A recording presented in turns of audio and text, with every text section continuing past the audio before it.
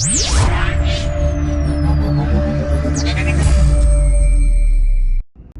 everyone, we are back for another Straight Facts movie review. Today we decided to watch How to Make a Killing, starring Glen Powell.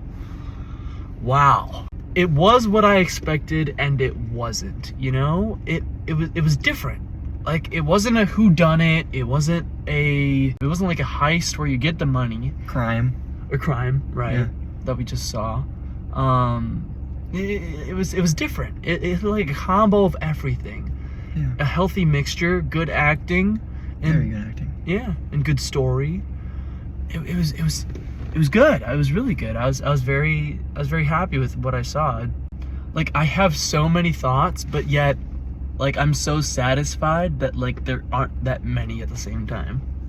Yeah, it's just like going into the movie,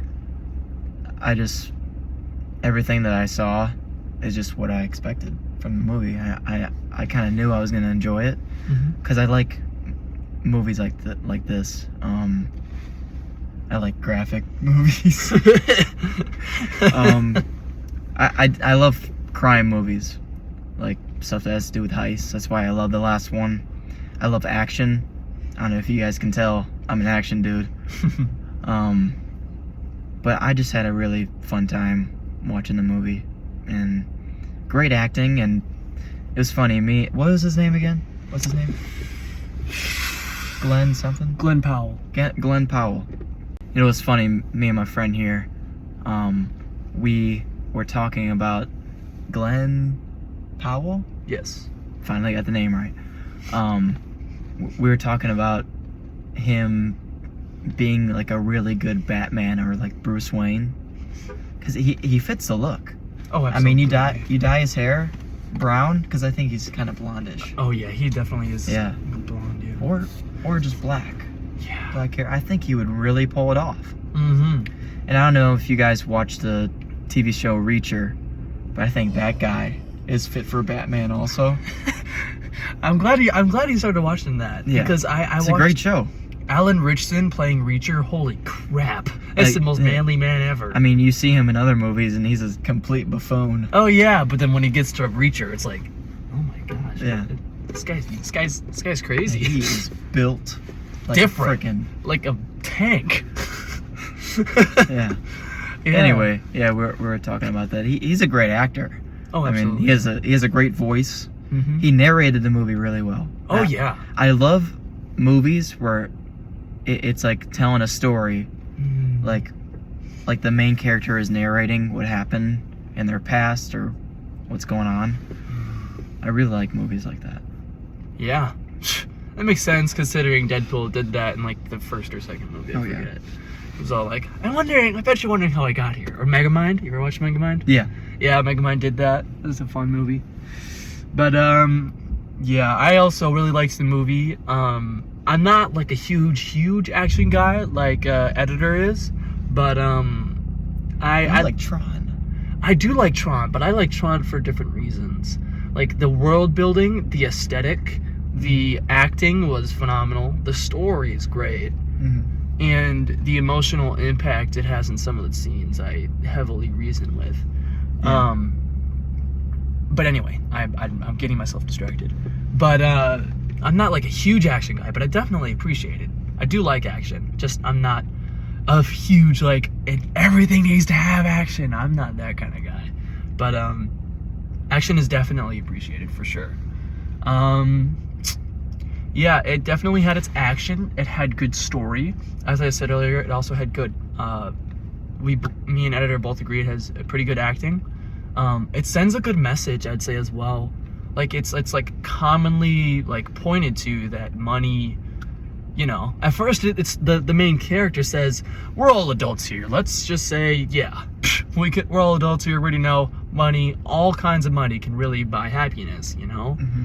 And as you go through the movie, the main character realizes, man, you know, it kind of doesn't, because he literally betrayed his future wife, which, by the way, not only a great actor but also a great character. Like, she seems like a very good character and a very good because at the time they were engaged and they had this party, and so she seemed great for him. But then he abandoned her basically for the money, and then she abandoned him, rightfully so, at the end of the movie, because he literally abandoned her and stuff. That was crazy when he opened the door and then just a shotgun blast, boom. Oh yeah, the scene between the grandfather hunting the grandson. Yeah, I liked how they made it a little goofy. I mean, a little. Yeah. I'd say that it really reminded me, like, as soon as he entered the house, Glen Powell, the character, he entered the house. I'm not sure if you're familiar with this, editor. There's a short story of like this guy who gets trapped on an island, and this guy that owns the island, he has killed every single species on the planet, every animal, everything, right? And the only thing that he loves to hunt that's way more dangerous than anything is man. So in the short story, he hunts the man that got trapped on the island, and the man that got trapped on the island was like, I don't know, was able to outsmart the hunter and killed the hunter. So that's cool. I kind of got that same vibe as soon as he entered the home, because at first he's like, shoot me, I'm giving you a chance. And Glen Powell, the character, he couldn't do it. And so then when he turned him down, and he said, you might want to leave, and quickly. And so Glen Powell tries to leave, respectfully and quickly, but then he realizes, oh my goodness, I'm trapped in the house. And then he realizes, oh my goodness, he's gonna kill me. And all of a sudden, then exactly as Edgar says, opens up the door and just boom, huge just shotgun pieces of, it is a gun from World War One, as the grandfather said. So pellets all over. I believe that's right? Pellets. Or was it World War II? No, he said World War One because it was great uncle, and he's already. Like, oh yeah. He did say World War One. But anyway, so I have a musket. Yeah, I know. I've seen it. Yeah, that's really sick. But yeah, I'm thinking pellets, because it had, like, if you notice on the door, it had like little. It wasn't like one hole like normal guns and bullets, but no, it was like multiple little ones. So I'm thinking it was pellets. But anyway, getting distracted again. Yeah, that scene in general definitely heavily reminded me of that little moment in the short story. So I thought that was really cool. That's what my mind was brought to. But it was a good scene. And then all of a sudden, legitimately, what was funny is you'd think, oh my goodness, he's gonna kill him, right? And he does. He gets very, very close. But he is the last person. That's the end of the movie, right?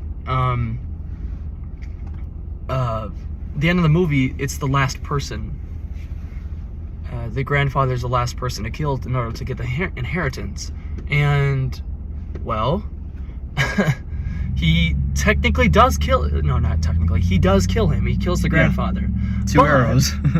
Yeah, 2 arrows. That was a sick kill. Yeah. But yeah, one in the chest and then right in the neck. Yep. But the funny thing is, the rest of them were absolutely murdered, but this one was actually purely self-defense, because it was. The grandpa was trying to kill him. He told him to go, and then he didn't let him go, and he was trying to kill him. Yep. He even said that, yeah. Yeah, exactly. I thought it was really cool and heavily ironic. Yeah. I really like the switch up, because I remember, like, in the theater, we were so mad at that girl. Oh, yeah. For lying her ass off. Oh, yeah. And I just kind of like that ending where it's like nobody really won except her. Yeah, she got the money, she got rid of the terrible husband, and she got her revenge on the guy. So I mean, she's the only one that won. Thing is it like he married her now? I think that's what it's assuming, because like they both got in the car. He had nothing, by the way. She could have just left him alone, but she decided to come back, and I think there's a reason why. Because she likes him. Yeah, that's what it showed. That's what it showed throughout the entire movie too. She killed her own husband just to be with him. Exactly, and then she obviously framed it on him because to get the ownership. The thing is, when you're married to somebody, you get the account.